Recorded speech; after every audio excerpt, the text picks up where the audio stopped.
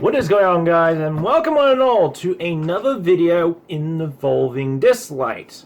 This is the Hallows Eve event. Now, for those who don't know what this event is, this event was made for Halloween, but, well, as you can probably guess, it took me a while to actually make this video, so there was something I did. So, I decided, while doing some thinking, I wanted to do a video for this event. But I wasn't 100% sure how I was going to do it. So I thought, I'll just do traditional, take a snapshot and everyone can read it, right? Turns out it's actually a story. When I read it, I was like, oh great, what am I going to do now? So during my pondering, I kind of had a thought. There's podcasts. And some of those have just a picture where people just read it out to the audience. So I decided, what if I decided to make a video on the situation, but not just one video, but two different videos that are the same situation, except you get to choose what the outcome is. So I'm going to tell you these two options that you can have that I'm going to mention through every single video. Well then, you have chosen the option where I read it out to you in some form of way. Now, you're probably asking, how the hell did you do this? Well, here's what I did. I recorded both these segments at the same time. I counted to 3, and once I timed it right, I started the recording and spoke. Basically, I used my headset right here. I need to turn off, by the way. But I use this headset here to read into the mic, which is going to go through OBS Studios, which is the main way I record videos. And the audio files, I'm going to go ahead and combine them with a picture I've created from this event. Just for the record, these were made by Dislyte, not me. I never made them. These are actually what sit above the story. So you get to hear me read these out. So, regardless of which outcome you have chosen, you have sealed your fate. But, if you're saying, but what about the other version? Don't you worry, I have that covered. So, I have gone ahead, in the description of whatever video you've picked, I've put a second link to the opposite video. So if you are like, this is way too quiet, I'm gonna go listen to you, you will click the link in the description. Or if you're like, I'm sick of hearing your voice all the time, link in the description, same song and dance. That'll lead you to the other version. Basically, they're like a two-way gateway between both versions. Regardless of what outcome, it's the same story for whichever you've chosen version. If you guys enjoy these videos that I have put together at the same time, but it's probably going to take me a while to edit, then hit the... Hit the like button. I didn't mean to... that hurts. That's in both versions, by the way. Hit the subscribe button. If you have subscribed, hit the bell icon down below and leave a comment down below. We're at 86 subscribers, and I'm so excited that we're getting closer to 90. Once we get to 100 subscribers, there will be a special video for that, and, well... as always, let's listen to which version you've chosen. Enjoy.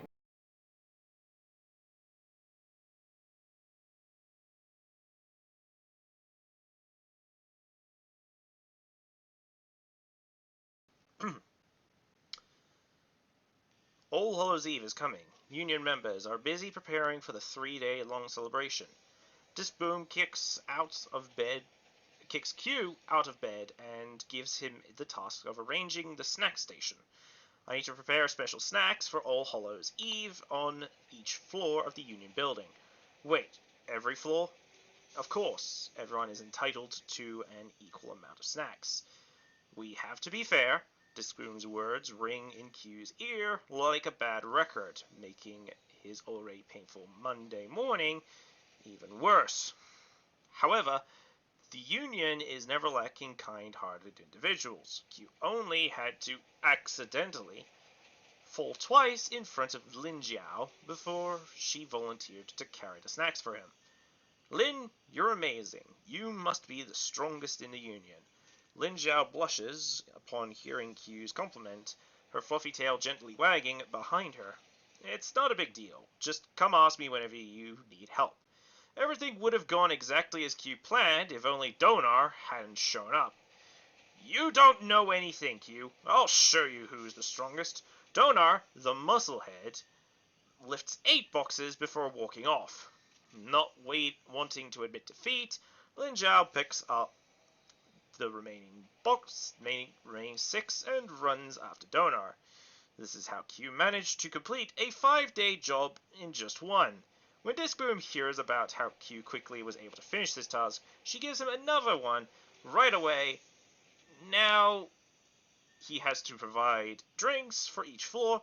Unfortunately, no one is allowed to help him this time round. And that's the end of that first chapter.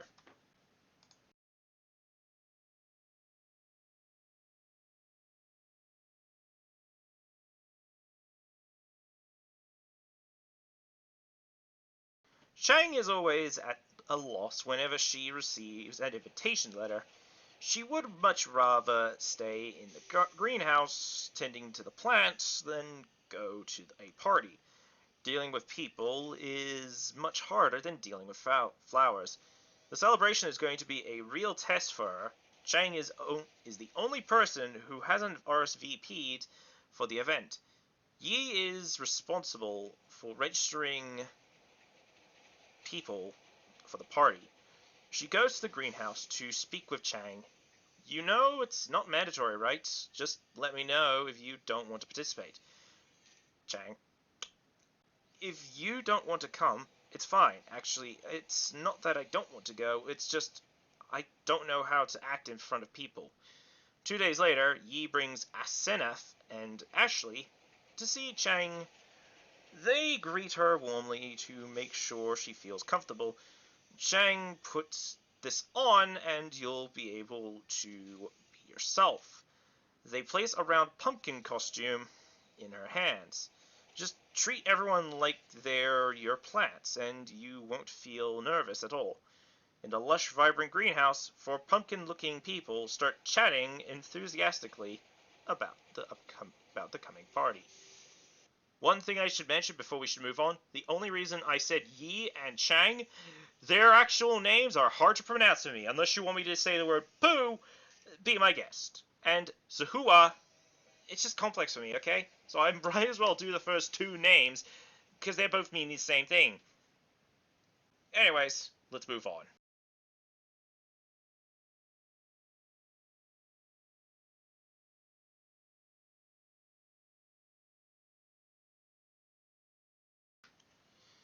When it comes to being on stage, David has to be included. Hearing that there will be a stage prepared on the last day of the party, he thinks Disboom prepared this part especially for him. I should probably readjust my mic because not many people can hear me. Ahmed, let's do a fashion show and walk the runway. Unable to resist David's smile and Ahmed's reply, we could try, but I don't know how much about fashion. David instantly remembers a fashionista he could try to recruit. We can invite Heng Yue. What is it with Japanese? Heng to help us. Ahmed is doubtful that she will agree, but David seems confident. They say she'll never say no to a handsome guy, and I just happen to be the most handsome guy in the Union. David and Ahmed rush off to find Heng. She asks only one question. Will you be participating too, Ahmed? He nods slowly. Heng replies, okay, I'll do it. I thought I don't get your taste in men, although he achieved his goal. David doesn't seem pleased about the interaction he just had. That is, no matter what, that is always going to be the hilarious thing about David. I will tell you that. Next segment.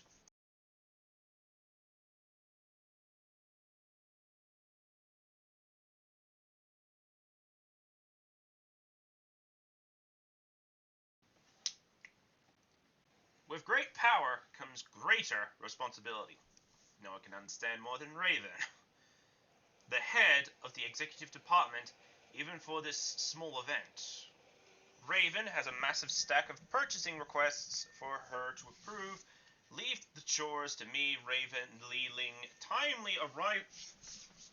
Liling's timely arrival brings her some much-needed relief. Unfortunately, her relief doesn't last long.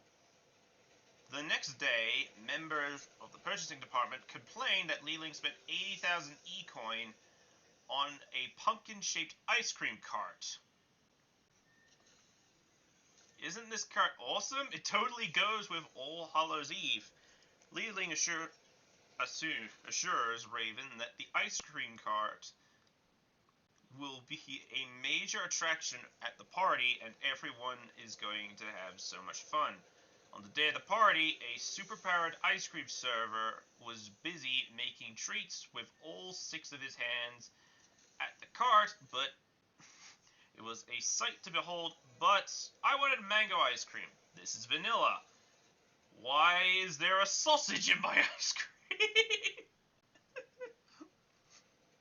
There is chili sauce in her ice cream. Raven can't help but laugh at the hilarious scene unfolding at the ice cream station. She smiled at Liling. Don't worry about it. I'll just deduct the 80 grand from your salary. Oh my gosh, I think I've just found my favorite story. It's definitely this one, of all things.